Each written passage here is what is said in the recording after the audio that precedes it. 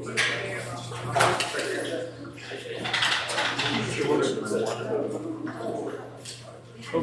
hello everybody. How are we doing? Hanging in there? Okay, I got very few questions about this post lab. Is everything okay? Yeah? What was the secret to success on this one? Time? Letting it run? Okay, yeah. Okay, good. So this one was more clear than the Leonard-Jones potential problems? A little more clear? Okay. All right, well, it's conceptually, I think, also a little bit simpler. So that makes a little bit of sense. But I'm glad to hear that it wasn't horrific. Okay, great. Administratively, I think we're still in the flow. Nonetheless, something that is coming to disrupt our flow is Friday. Okay, so Friday by 5 p.m., we need your teammates, we need a pre-proposal submitted. Okay? And it says it on the assignment. There was some, I guess, confusion in the past. But it says it on the assignment, and I'll say it now. Every teammate needs to submit something. It can, in this case, it could be identical, okay, because you're working together. We just need every single teammate to submit something. All right, so please do not think, okay, my teammates have it, and I don't have to do anything. No, you need to do something, and you need to also submit the peer evaluation. Okay. Any questions on the final project? Okay.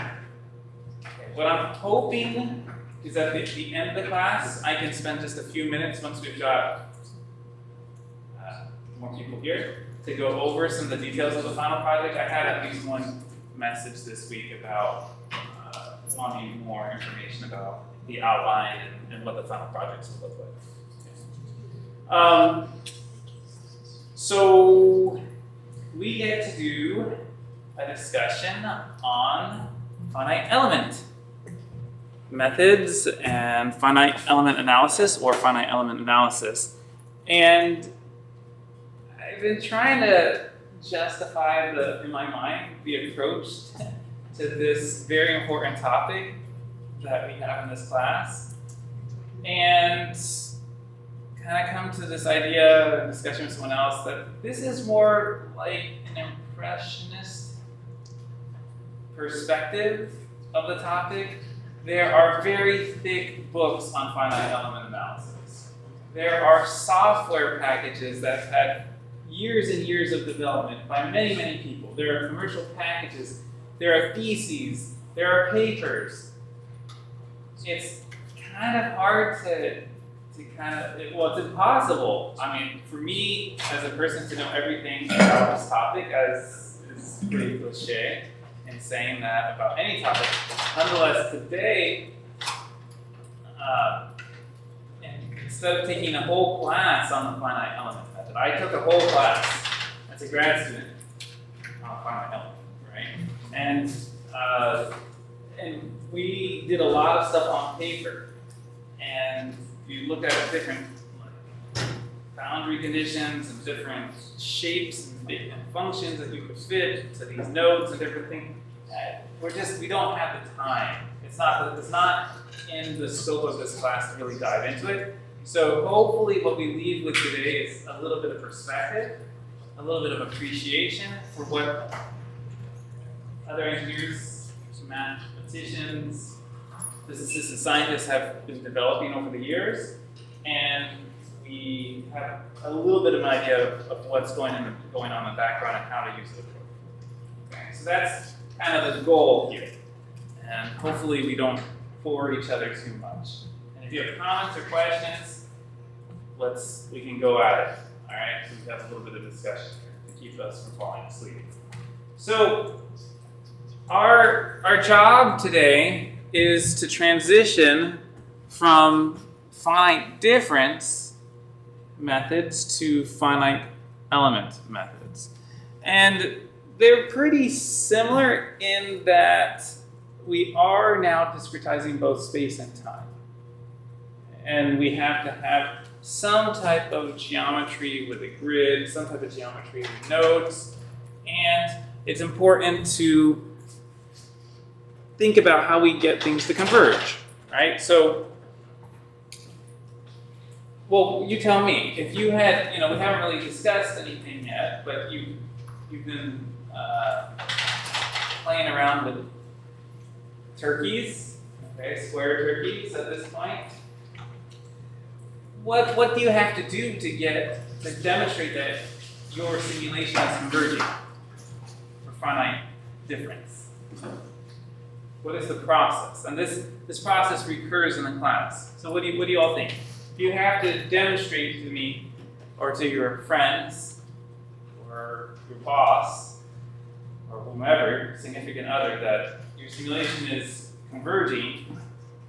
What do you do?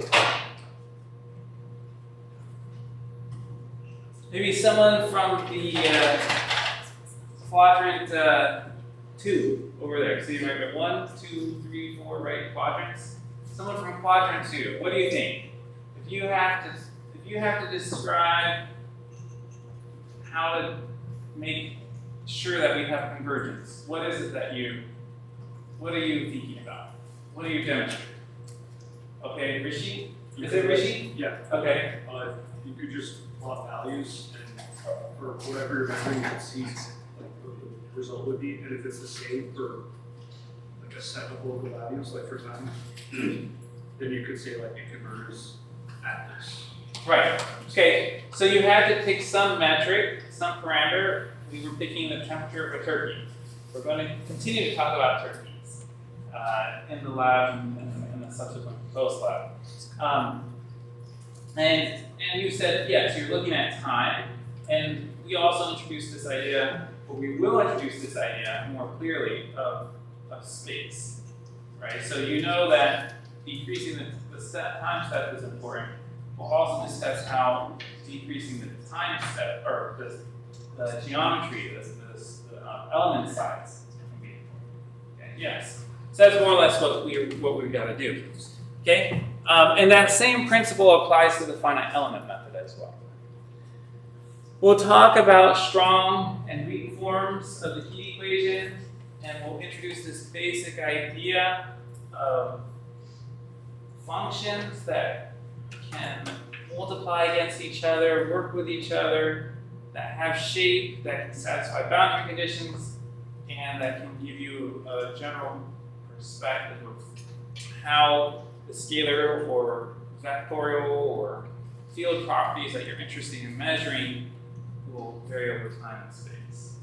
And we'll discuss a little bit on the accuracy of FEM as well with an example. An example that turns out to be 100% accurate, but, so I spoiled it, right? But in reality, and this came up after the last time I spoke with group A, that was just this particular case. That does not mean that the FEM method is always 100% accurate. Just for this particular case, it worked out that way. Okay. So, to motivate why you would move on from finite difference methods, we should talk a little bit about maybe what's out there, what are the issues with the finite difference method. So you've already seen that you can use the finite difference method with a heat transfer problem, okay, with conduction, right?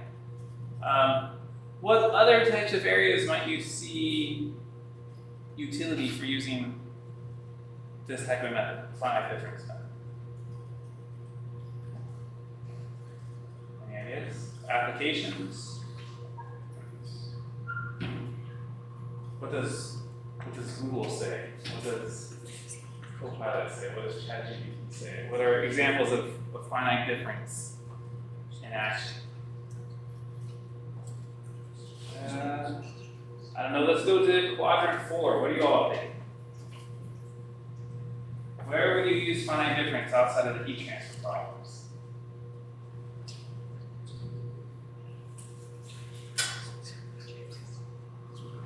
Sure. Simulating fluids. Okay, so you could, and it turns out that that's not the most common place, all right? But theoretically you can, because it is a partial differential equation, right? Okay. Yeah.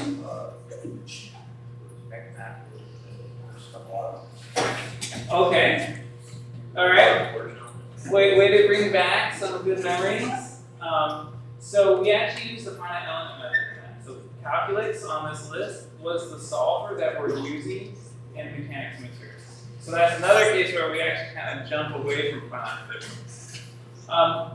Finite difference methods can be useful in a variety of things. You could use them for these problems.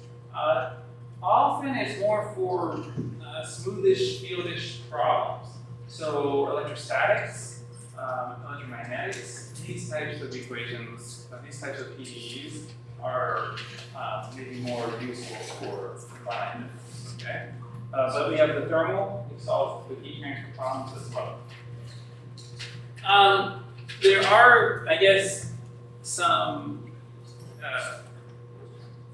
how do you say it? Other aspects of the finite difference method. You've kind of seen that we use a square or rectangular grid. Okay, you saw that, right? That you have kind of differences, and yeah, you can change the delta x's a little bit if you want. You know, you could have them be wider and narrower in different regions. Nonetheless, it's more or less set up for use with rectangular geometry. Whereas finite element method, as you'll see, has the possibility of using kind of tetrahedral shapes or triangular shapes, different types of meshes with different types of geometries that can kind of squeeze into curved profiles a little more easily. Okay? And in both cases, I mean, it's not just finite difference. Both cases, the multi-scale problems, like going from a nanometer scale to the centimeter scale, is challenging and problematic. And finite element has some interesting things that you can do where you have couplings and you have boundary conditions. Say you have pressure going across this boundary, and you can use that pressure to be able to then solve what's happening in the other region or larger scale.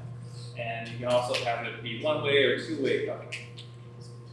So finite element kind of addresses some of these issues, and it's become pretty mainstream for the types of problems that you study in an undergraduate or graduate mechanical aerospace curriculum. What types of, okay, so quadrant 2. What, have you done any finite element analysis besides, say, mechanics and materials? You all back there. Have you done any internship or otherwise? No? Okay. Anyone else done any finite element analysis? No. Yes? Okay. What did you? Okay. Yeah. Go ahead. Back there. Yes. RC aircraft. Okay. RC aircraft. Yes. Okay. So what were you doing with finite elements? We were doing, let's say, firewall FEA, so like how much thrust is required in that rudder, either backwards complete or how safe it is. Okay. Wow. Okay. So you were doing some CFD and looking at the propulsive forces and thrusts that you were generating. Which software packages were you using? We used FEMAT. Oh, FEMAT. Okay. All right. Okay. So yeah, great. Anyone else? What's your name in the back? Akers. Okay. Yes. And then you with the blue sweater who I should remember your name, but I don't. I did CFD for basically aerodynamics for RFR. Okay. So we're using Star CCM then? It's a Japanese, it's Cradle. Great. Okay. All right. Great. So great. So you have some experience. Did you know what it looked like garbage? Did you have the intuition like these simulations don't make any sense? Yeah. What were the indicators when things did not make sense?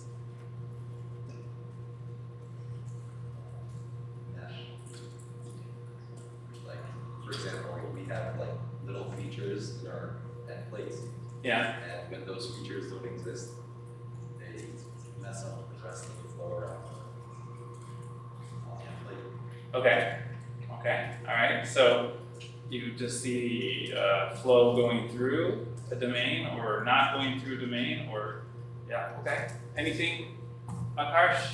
When like the constraints are not set in their like right axis, and like it messes up the like simulation. So like if it's supposed to be on the x-axis instead of the y-axis, it will show like the flow going in the wrong direction. Okay. Yeah. Right. Okay. Interesting. Wow. So you well, that's great. You're doing some CFD already. Okay. So you'll be hopefully you'll enjoy some of these things. Did you have any ground truths to which you were comparing?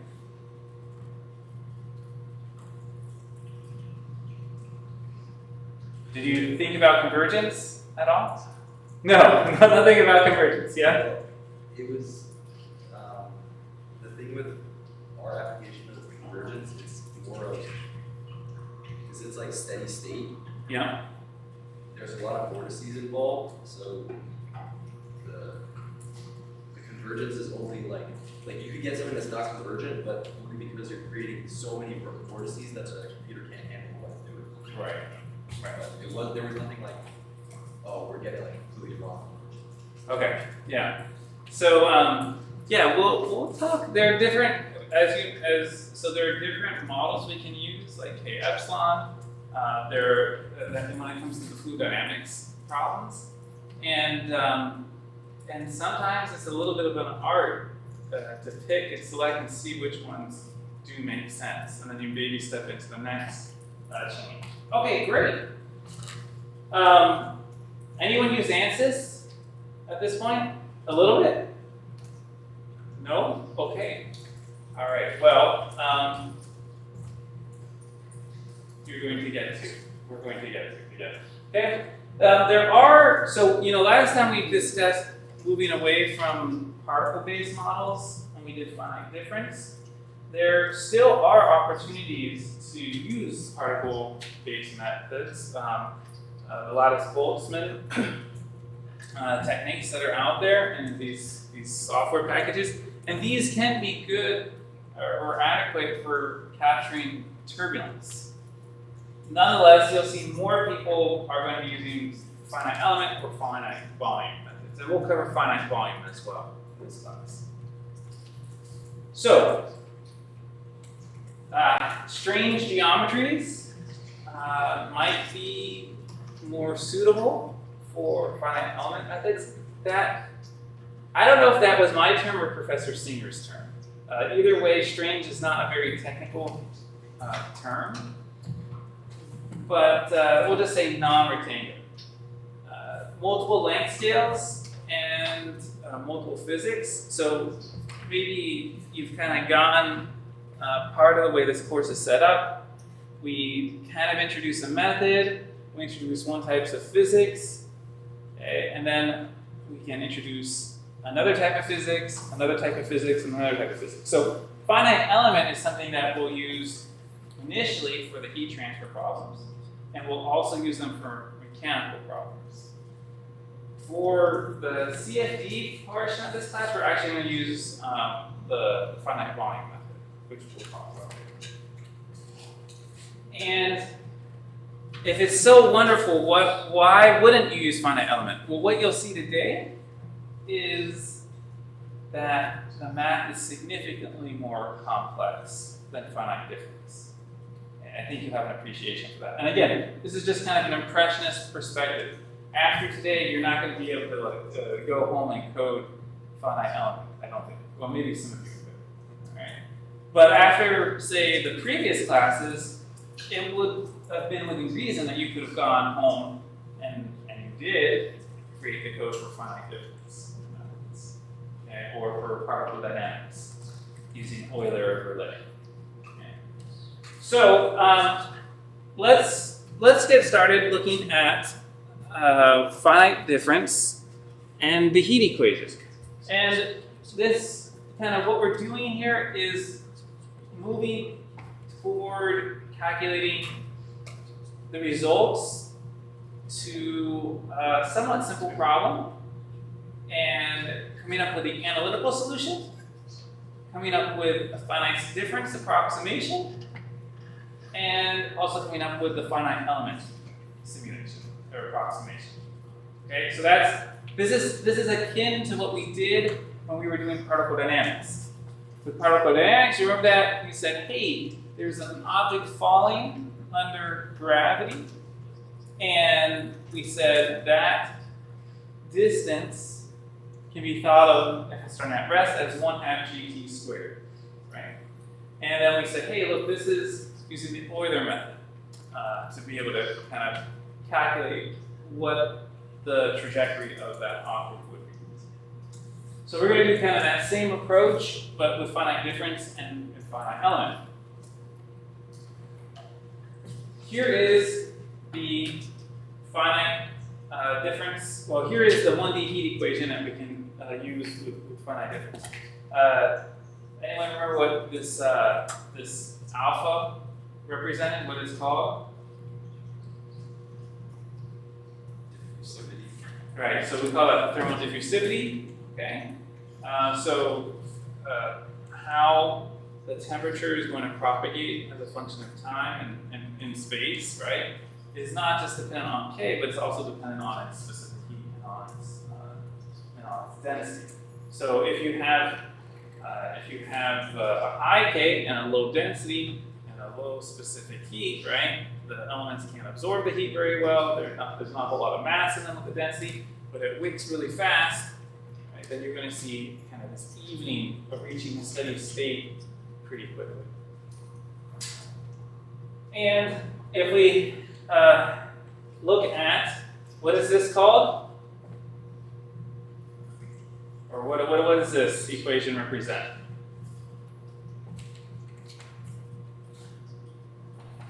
Forward, backward, centered. Which one is this for finite difference? Yes? This is the centered one, right? So it's giving us an idea that I can figure out what the second derivative, right, or the Laplacian, if I'm in 3D, is based on of the temperature as a function of space, using the temperature where I am, the temperature of the point in front of me, and the temperature behind me, right? And if this were in 2D, right, then I'd be doing dancing over here like this too. Okay. Now, we can also take a look at how that finite difference relationship, right? So this is, you can see here, right? This is over here, and alpha, that's this right here. So we've just substituted this person, that's not a person, right, into here, and now we have dt equal to that. So we've already discussed how this is a discretization in space, and on the left side we have a discretization in time. And we can then say, okay, take this discretization in time, delta t, that's over here, put it over here, and now we can say, hey, the change in temperature at a given location with some time step, right? So from one time step to the next time step is going to be dependent on this spatial centered difference approach. Okay, so we've done this. This is the finite difference. Now, we could call this representation essentially a second difference, okay? Because we're doing the second derivative discretely as a function of space, and the way Professor Singer showed us how to do it with the circ shifting is very clever.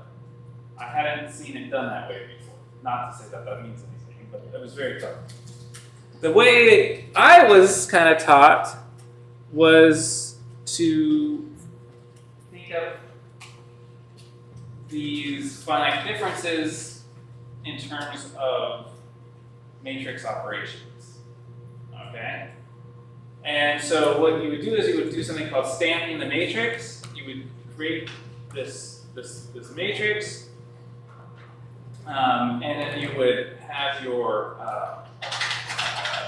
kind of your elements, and you multiply these, make the matrices against each other, be able to kind of figure out what the next temperature would have been, or what the change in temperature would have been. Okay. So my question for you is, and this is, just to get you thinking a little bit, how would you implement what you see here in matrix form? And this is an operator, right? So this is a Laplacian operator. So it's being applied against something. Well, what's it being applied to? Well, it's being applied essentially to temperature, right? So if we go back here, right, the Laplacian, like here, it's being applied spatially to our grid, okay? Which is what you see with the second difference in here. So what do you think would kind of go in this matrix? Maybe someone from quadrant 4. What do you think? What would you put? What would you put in this matrix to get the effect of what you're seeing with the second difference equation?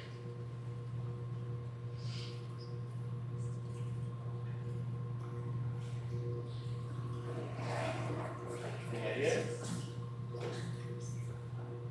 And it's not exactly. Yeah. Okay. Go ahead. An identity matrix, but with all the other, what's it called?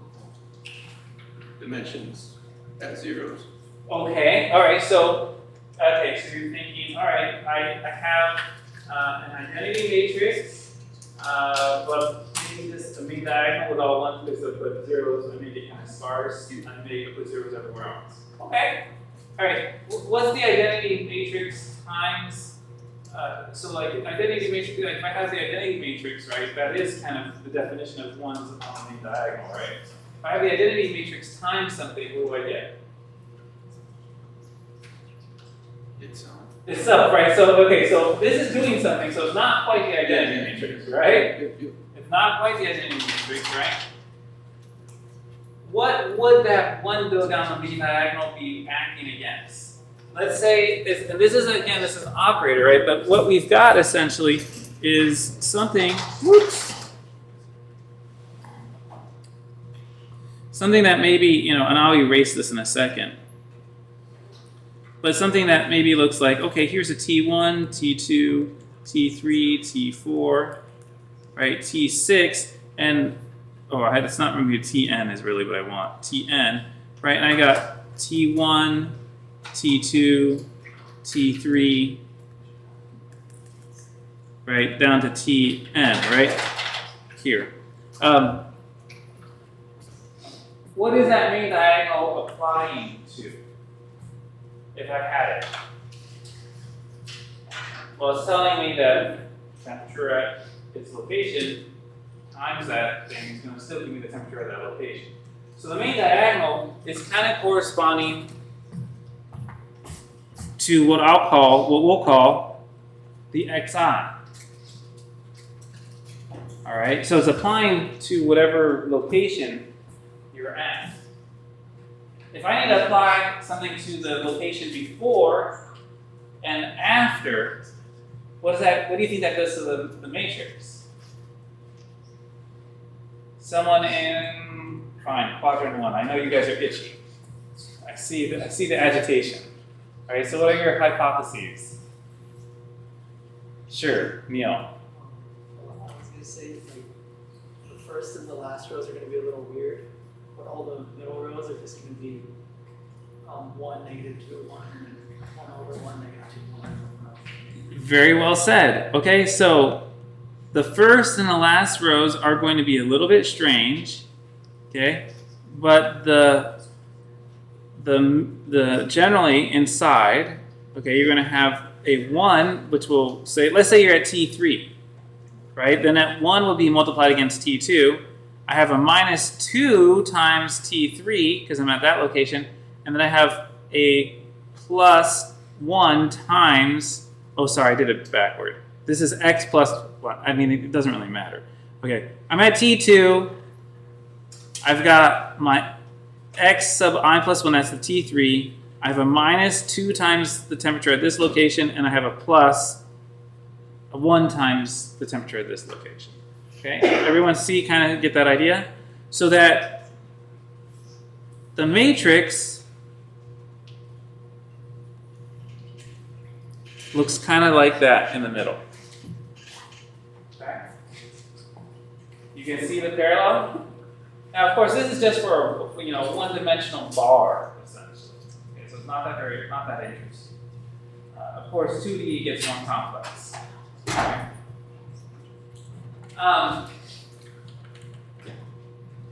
In order to prescribe what's happening on the first and the last row, I need to know something about the boundary conditions, right? Because I'm at these ends. So here's what it would look like if we had a fixed temperature. So here, what we're saying is this stamping matrix is going to do nothing. And then maybe afterwards I have to prescribe the temperature there. Okay. The one on the bottom, on the right side, maybe that's a Neumann boundary condition. Okay. And maybe that's for insulation. Now, what is insulation and what is Neumann? Neumann, right, was this Q dot business. Okay, it's where we're prescribing the flux. So here is essentially, okay, that finite difference equation that we had from the last time we met. And what we had is using Fourier's law plus the heat equation, you could drop in a QX. Now, so let's say that I have some heat at that particular element, right? Because this is at the right side, okay? So I had to use the backward, right? So you see these are xi and xi minus 1 because I'm on the right side, so I had to use the backward finite difference. And then there was a heat flux that's being applied at that location. And now if it's insulative, the heat flux at that location is 0. Okay? The heat just stays in there, and there's nothing coming in or out at that location. So this matrix representation is kind of what's happening here. I'm ignoring this is 0, but I'm looking at, okay, at the location, they're like triple negatives. Do you see this? A negative here, negative here, negative here. And so that gives you a -1. And then at the x sub I minus 1 location, that's quadruple negative. Negative, negative, negative, negative. And that's going to be 1. Okay. So that's what this stamped matrix for the Laplacian operator might kind of look like. Okay, and here's the steady state heat equation from Wikipedia. All right, and this has some U's in it, and the U's are what we consider to be our temperature, and this Q that they have is what we consider to be our Q dot. Okay, so the Q dot, right, is going to have something in terms of watts, and 4 watts per meter squared. So another way to look at this expression is what we have here. Okay, we should multiply the alpha times both sides, and we have our Q dot over here, and we have our Laplacian operator. Okay, and essentially being represented by these terms right here. And then if we say we're going to look at steady state, that means what? The derivatives with respect to time, we're going to set equal to 0. Okay, so that's what we have there. Now, when you were doing your turkey business, were you solving a steady state problem?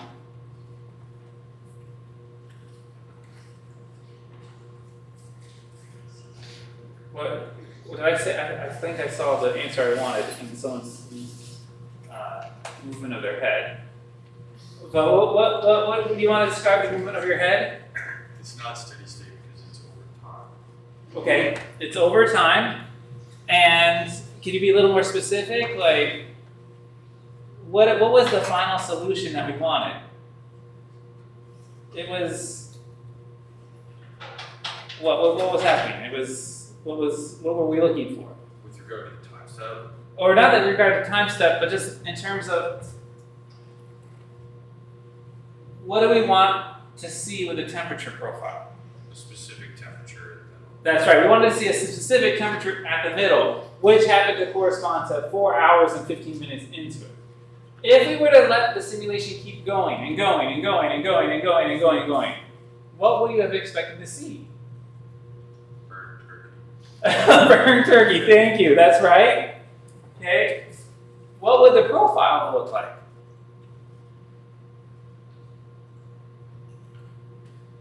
Yes, Connor? All about the same temperature. Right, yeah, I mean, it would have asymptotically, right, gone so that the middle was the same temperature as the sides. Okay, the boundary conditions, right? That would have been the steady state solution. Is it interesting? I don't know, probably tells you when you really, really, really cook your goose. Okay? When you really, really, that's it. You know, and you can't, leaving it in there is of no more use. Okay? But it's not particularly interesting because, you know what the oven temperature is. And anyway, but when are these problems kind of important? When are these problems kind of important?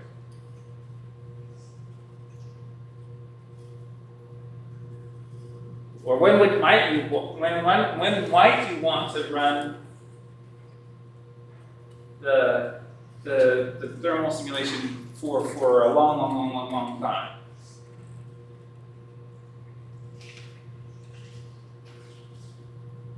Yes, Connor? Like heat treatments for metal design. Yeah, okay, so that's a good example, right? So I'm interested in either annealing, or I'm interested in quenching a material and I stick it in a water bath, right? And we've talked in mechanics of materials, and if you've taken mech props, I'm sure you've talked about how interesting, how wonderful steels are, because by taking them at a very high temperature and then quenching them really quickly, you can induce a hardness just on the outer shell, which is what you want, because, well, you might like it in the inside too, but because the world has many elements that are bendy, right? Those highest stresses are at the outside of the material itself. Anyway, yeah, so that might be an example. Also might be an example where you want to cure very quickly, and you're actually probably also interested in the transient problem.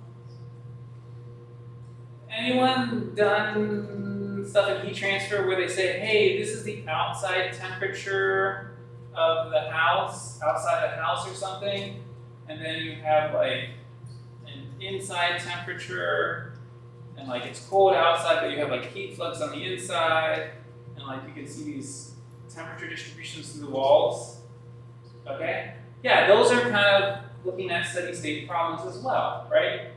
Steady state is often interesting when you have a heat flux, say on the inside or on the inner boundary, and you have a heat flux on the outside, and then you can get into an equilibrium type of situation where you have a profile on temperature through the object. That's not just flat, I promise. Okay. You could imagine this being relevant to vehicles, many vehicles, right? You were talking earlier about vehicles that are running at steady state for aerodynamics, I think, right? And so another interesting problem is the heat transfer process. If I've got a steady flow over an object and it's got a lot of heat inside of it and is generating heat somehow, how do I get the heat out? And what is going to be the steady state distribution of temperatures? Because I don't want to fry whatever I've got on the inside, right? I want to make sure that the heat's coming out. And any ideas where that's really important, practically speaking? Where you don't want to fry what you've got on the inside? Yes. Yeah, your electronics, right? Your CPUs, your computers. From the perspective of RF hardware, is also very important. Electronics. Okay, yes, electronics. I'm thinking both ICEs, internal combustion engines, and also now electric vehicles. Where is this important? Yeah? Okay, yeah. Batteries, more electronics, right? Okay. Has anyone ever blown a head gasket? I have. Okay. California, junky car, long time ago. Okay. What happens when your car is overheating? Or why does a car overheat? Internal combustion engine. Yes. Because the coolant is not their supply is sufficient. There's like photon. Right. So one is you run out of coolant. That's really bad. Okay. And so yes, that's very bad. Yeah. And then yes. The radiator's busted. Yeah. Okay. So the radiator is busted. It could be leaking the coolant, right? Also, what is one of the roles of the radiator though? Why do you think there are grills in the front of your car? Surface area. Yeah, surface area and airflow, right? It's not just for decoration, right? That you've got to have air coming through the grills across all those little fin things in front on the radiator to get heat out of your car. Okay? And so if you're in a place that's very warm, like New Jersey in the summers, okay, or Florida, but we have flatness. So I grew up in Florida, so that's another thing. I didn't really understand what going up the hill and ignoring the engine temperature would do to my vehicle. Okay. Anyway, live and learn.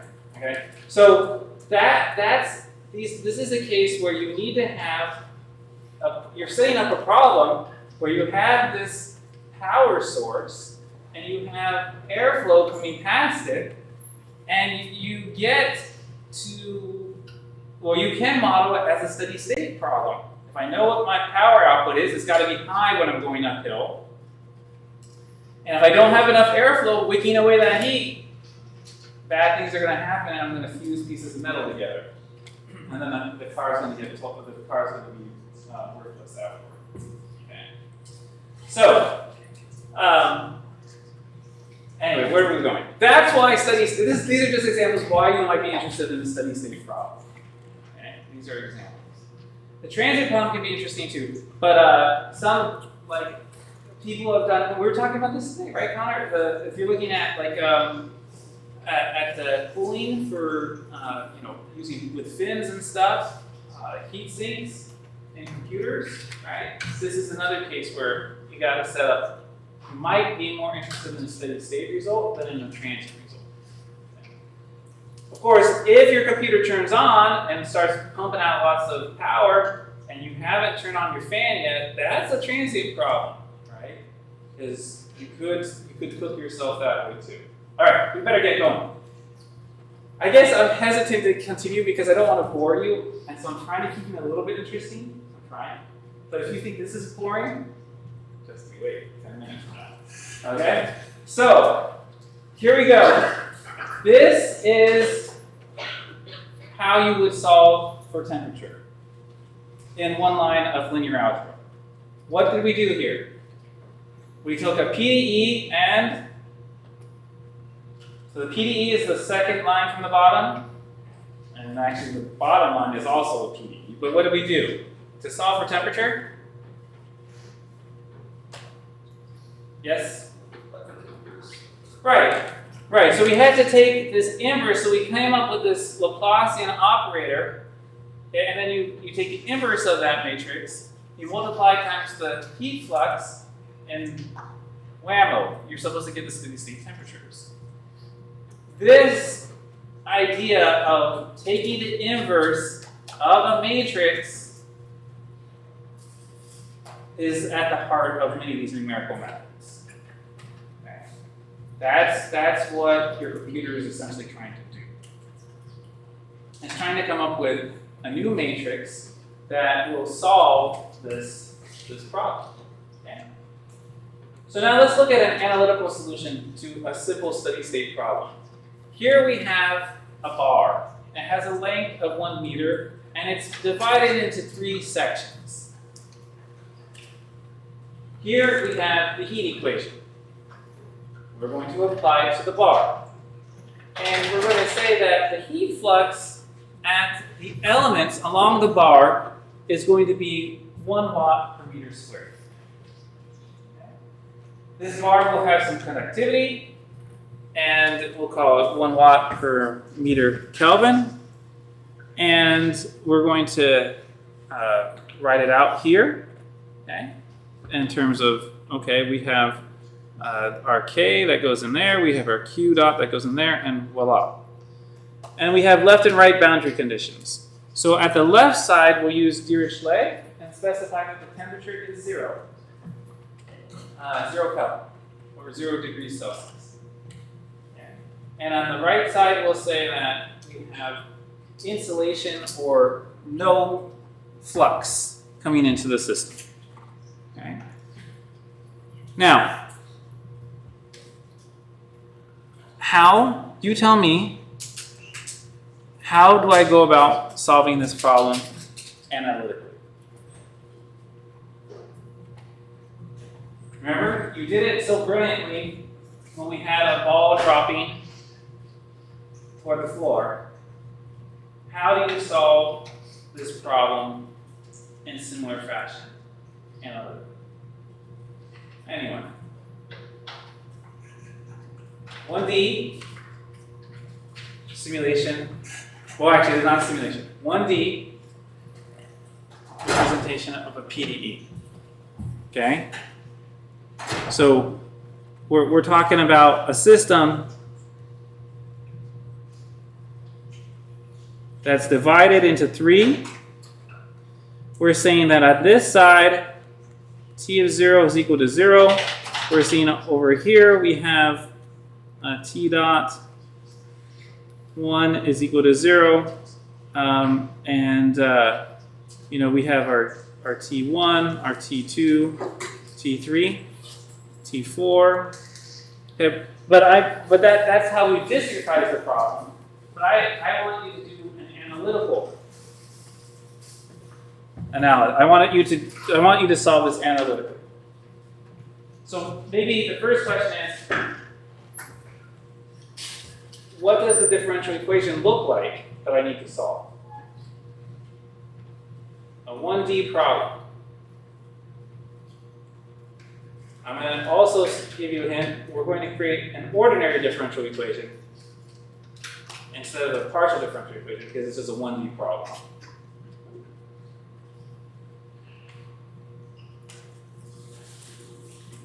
Okay, yes, Neil? Not just the second derivative of t with respect to x equals some constant. Okay, and what is that constant? Maybe 1 over k. Yeah, it says -1. -1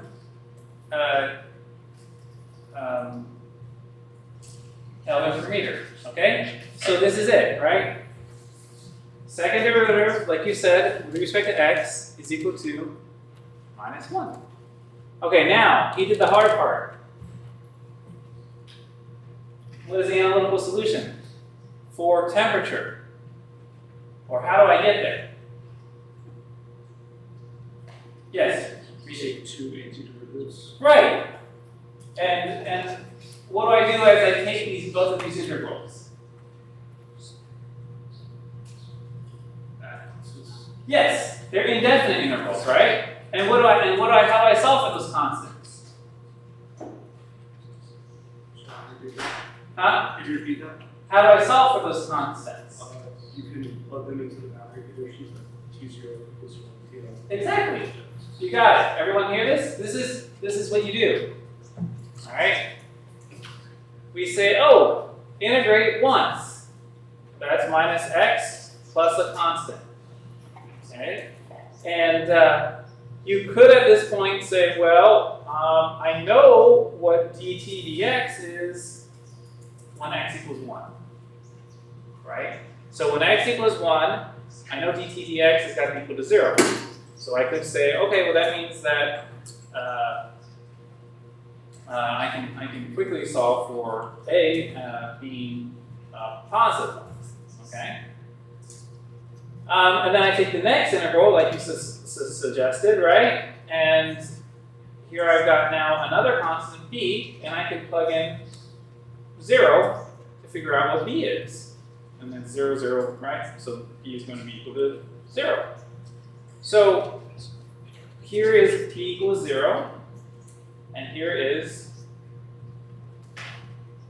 a equal to 1. Okay? So that's how you do it. This is the analytical approach. This will give us exactly the answer without any discretization in space. And what is this? This is a steady state answer, so time is out of the equation too. All right, everyone see how you do this? Pretty fun. Okay. Now, so you're like, once again, this is akin to dropping a ball and just seeing how it progresses.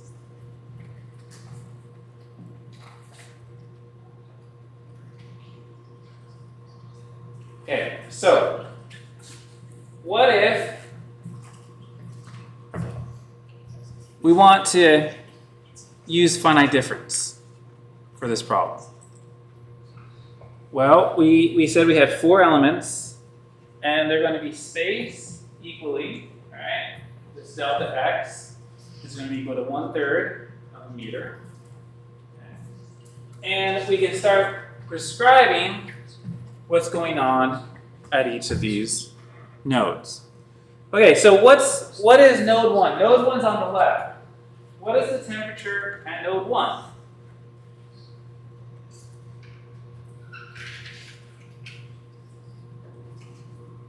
Yeah, 0, right? Yeah, and you all were saying that too, right? Because that's the satisfying boundary condition. So that one's nice and simple. How do we go about solving for the temperature at node 2?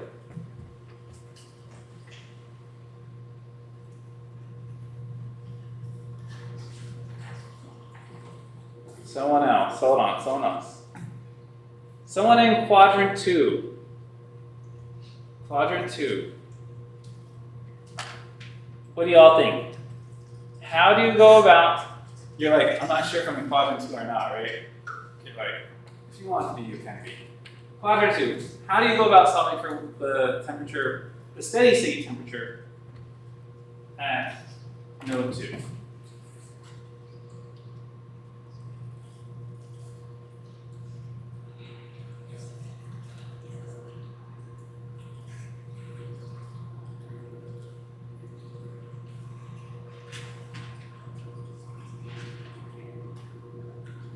Someone else. Say something, anything. What do you all think? Yes? Okay, so the derivative of temperature, yeah. Where would you find that, what would that expression be based off?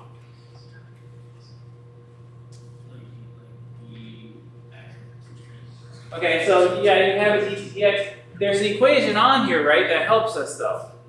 What is the equation that we have to satisfy?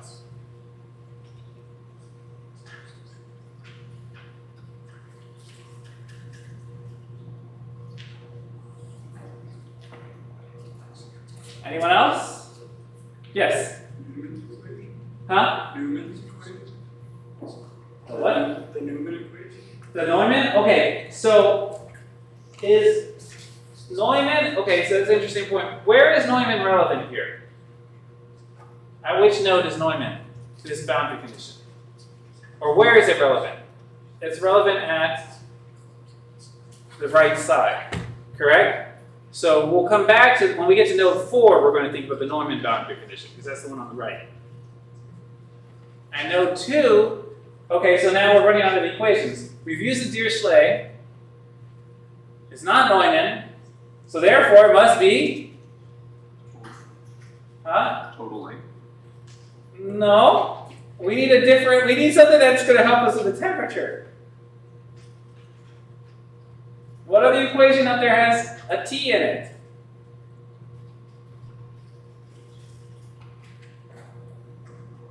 The Laplacian of temperature is equal to -1. Okay, but we're doing finite difference world. Okay, so in this world, how do you express the Laplacian?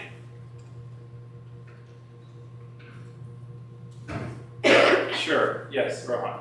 Like, don't you just take the second node from, or the second temperature, like the second row?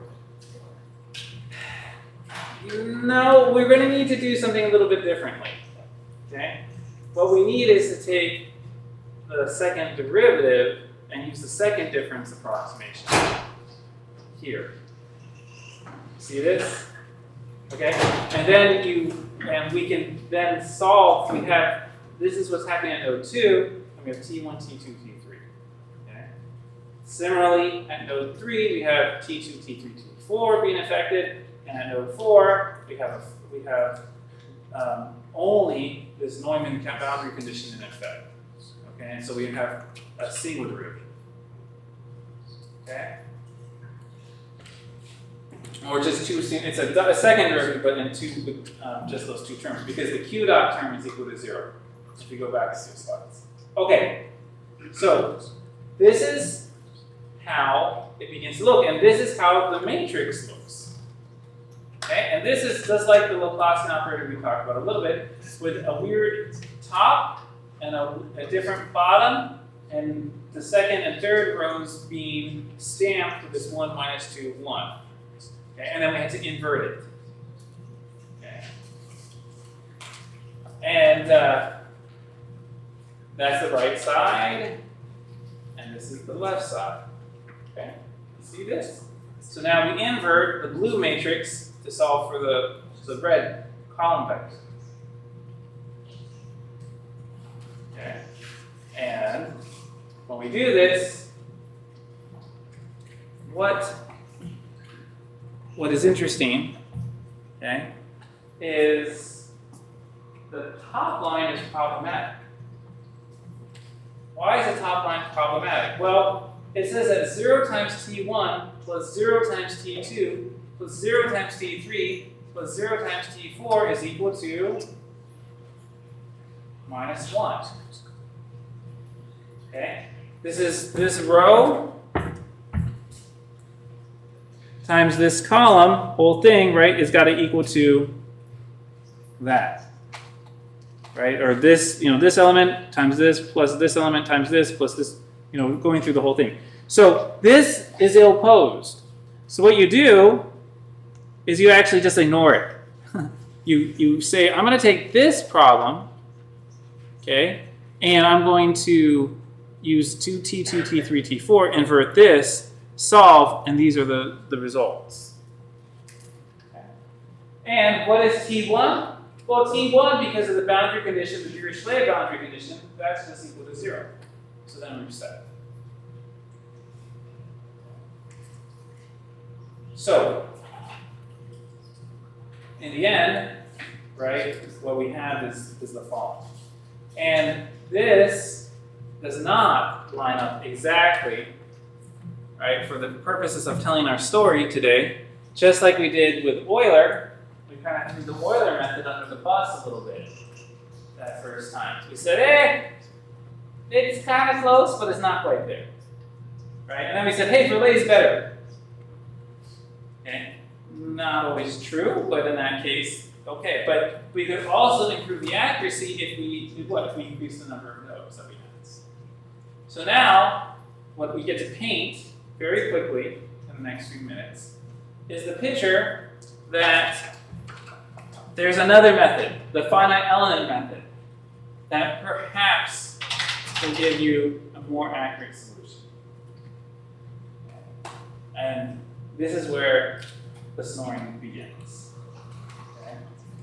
So the finite element approach consists of the derivation, or the method consists of posing strong statements that are valid and true. It also relaxes some of that strength and poses some weaker statements. Right? It's like, what? Oh, it sounds very obvious, right? Well, it's obvious to those who are much smarter than I who came up with this. Okay? So, these weak statements, they can kind of be true sometimes, but not all the time. But they're true enough of the time that they give good approximations.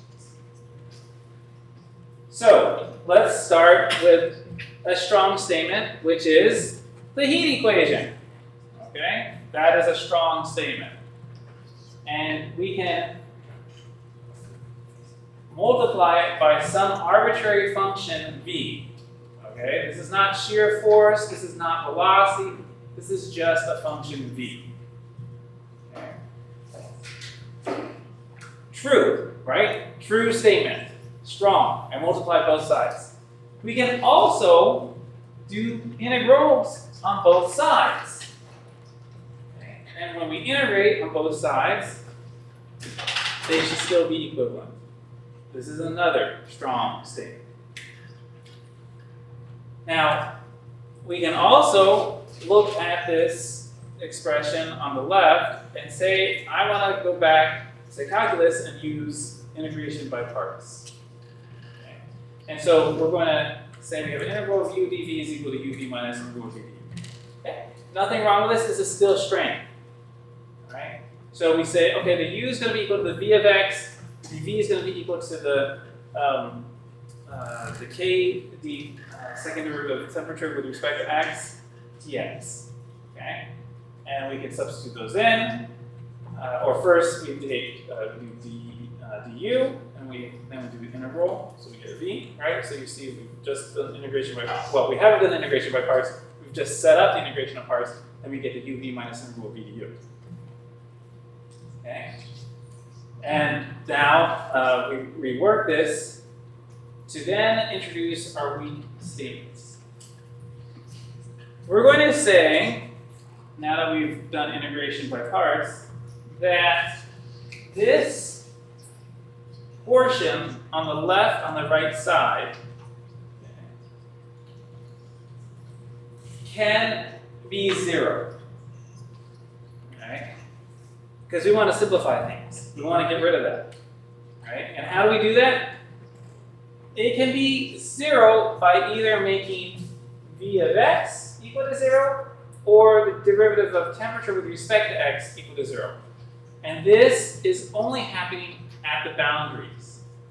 Okay? So at x equals, or at essentially the leftmost portion, after we say x equals 0, or at the rightmost portion, where x is equal to L. What are those two conditions? They suggest, one suggests dt dx is equal to 0. That kind of suggests, hey, that could be a Neumann type thing, right? And this v of x, this other arbitrary function, I don't know, but maybe we could just say that that's okay, right? And so this is the weak statement that we're going to make. It's just copying everything down. We can then write out what's called the weak form of the heat equation. What happened there? Boom shakalaka. We just got rid of that whole thing because we said it was going to be 0. Okay? So that's kind of fun. All right? And it's kind of weak. Okay? And so we've got this expression, right? This is just the minus, and the k is out here, right? This is just this dv dx is equal to this integral, and this is equal to this right here from up here, which was still part of the one of the strong statements. You see that? So we got this is equal to this. But this is weak because we just got rid of this portion because we said, I want it to be 0.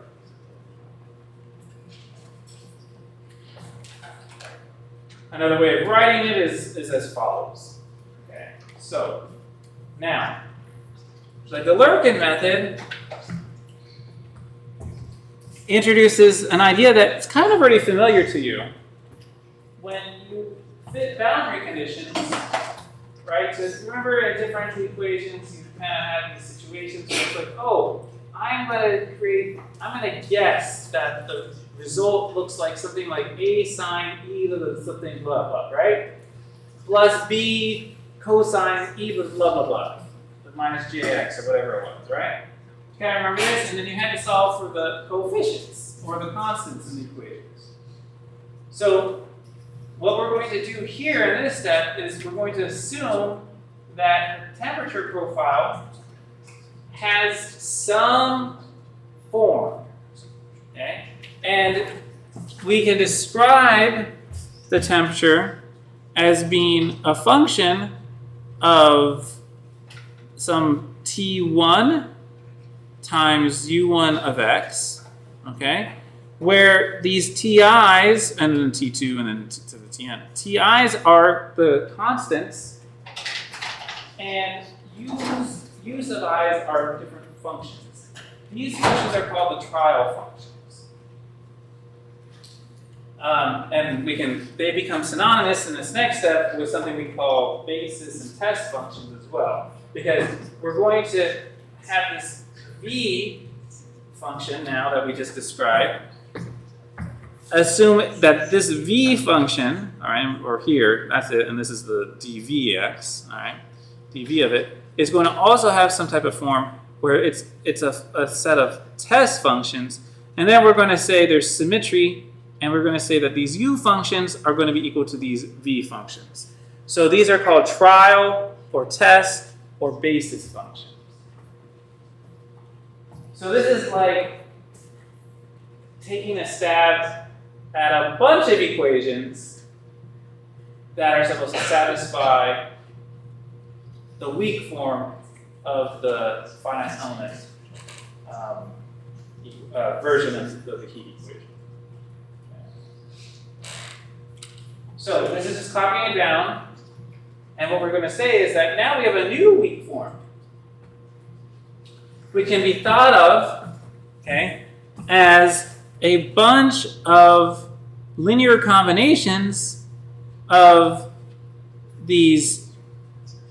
See this? This is the dt dx, right? And we said that t is this. So we're taking derivatives of this. So that's like taking derivatives of the u, putting them in here. And then we have the v's. That's just the same thing. And we're just going to have a bunch of linear combinations and summing of these together. It's kind of like a bunch of Fourier series now that we're trying to fit to the profile. Okay? And now it's even going to get a little bit more interesting in that we say, okay, we can think of this multiplication as kind of like a dot product, and you're projecting one onto the other. At least you're figuring out what some version of the magnitude of the projection would be. All right?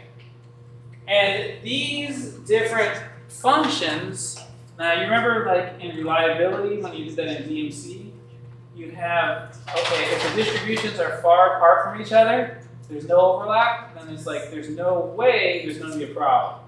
But then if you had the functions on top of each other, then you had to do some kind of, you had to look at the kind of the new distribution and the new Gaussian and be able to figure out, okay, that's the probability that you would have overlap and you would have failure. It's not exactly like that, but it's kind of similar. Okay, so we have these test functions. If they don't overlap each other, then their product is going to be 0. But if they do overlap each other, right, you have something that's non-zero. Okay. And then you integrate them. Okay.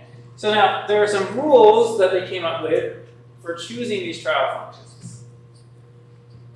One, they should be equal, or they should equal 1 at a specified node and 0 at all other nodes. Okay. So we'll show you what that looks like. 2, they should have overlap between nodes. So that means that in the space, okay, you'll see between the nodes they can overlap. and they need to satisfy the boundary conditions and the weak form of this heat equation. Okay? So, what does this look like? This is just repeating everything that you've seen here. Okay? We can say u of I, or u sub I at x sub I can equal 1, but then at every other node, u of I has to equal 0. That satisfies the first rule. So Ti ends up being the temperature at each node. That's convenient. That's kind of what we wanted.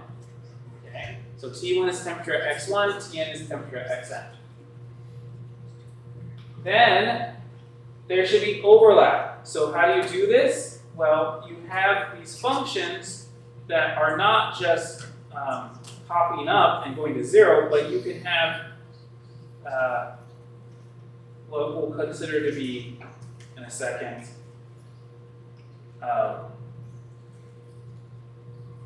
want to show the functions that we use first before I'll go back. The hat. Okay, this hat is, or the tent function is often what you use to satisfy those three rules. Okay, but let's go back and take a look at what you do with all this. Okay, so the hat satisfies that, and then we have this k sub I j. All right, and this is essentially saying I can calculate out this portion of the weak form of the equation right here, right? The dui dx, the dvj, all right, in here, okay? And I'm going to assign each one of those values to be a location in a new matrix, a K matrix. And I'm going to assign the right side, okay, Q dot Vj here, okay, I'm going to assign each one of these, okay, to be a right column vector, okay, and we're going to give that the letter S, okay, and now what we have is a k times t equals s. This is like k delta. Remember this? F equals k delta. This is just a crazy version of Hooke's law. Okay? That's all it is. F equals k delta, and k is this matrix. But what are we solving for? We need to solve for the delta. We need to solve for the t. So how do you do that? You take the inverse of k, you multiply it times this column vector, and you get the temperature. Once again, remember when we were talking about the Laplacian and the finite difference method and inverting the Laplacian? This is the same business. We're inverting a K matrix, multiplying it times a forcing vector, okay, which is the heat flux essentially, or some version of it. It's a modified version of the heat flux. This is to figure out what the temperature distribution is. Powerful stuff, genius material. Okay? For us to use by clicking buttons on the computer. Alright, we're spoiled. Alright, so this is what the K matrix might look like. This is what a F matrix or F vector might look like. And then we have a temperature column vector. Okay? And this is the function that we might use. And the hat, the tent function, right? This is kind of what a du dx might look like. You can see the du, right, being the slope, right, of the hat, right? So the sloping upward, sloping downwards, right? And then here's the, I don't really expect everyone to follow this in detail. Again, this is where we're trying to create the impression of understanding the finite element method. That sounds horrible, right? But that's what we're trying to paint the picture and an appreciation for the finite element method in one lecture. Okay? So we take all these functions and we multiply them appropriately, we integrate them appropriately, and we can solve for each part of the K matrix. So then we can do the inverse and calculate out what these U's are at these different locations. And these U's, all right, are equal to those, I guess if we're calculating out the T's, all right, and there's the K matrix that you get, and finally, you invert that K matrix, okay, if you like, or you solve these equations. Well, you have to solve, these are the F1, F2, F3. Finally, you see this is the K matrix in the orange at the bottom. All right.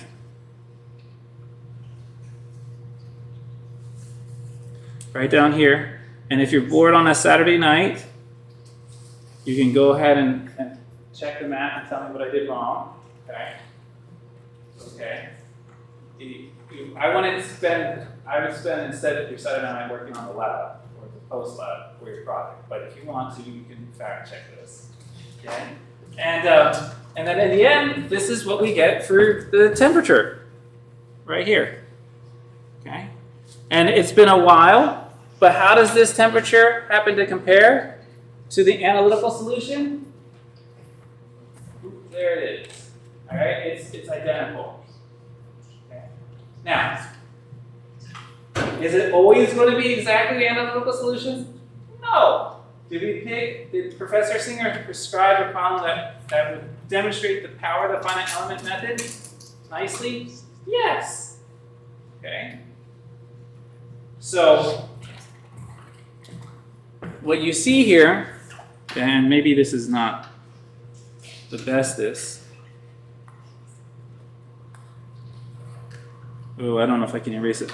Okay. What you see here is that the finite element method gives us these asterisk points. And then you have nothing but to assume linear interpolation between them.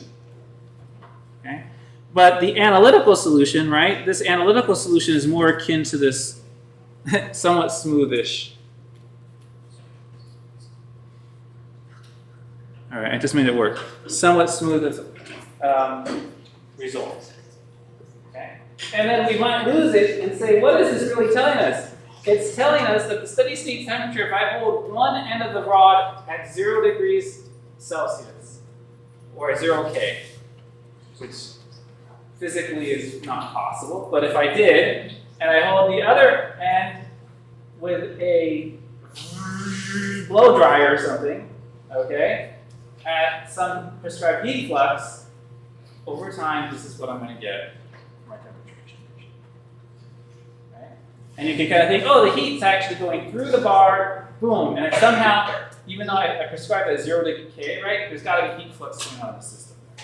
Right? Because otherwise, this thing would just keep elevating in temperature.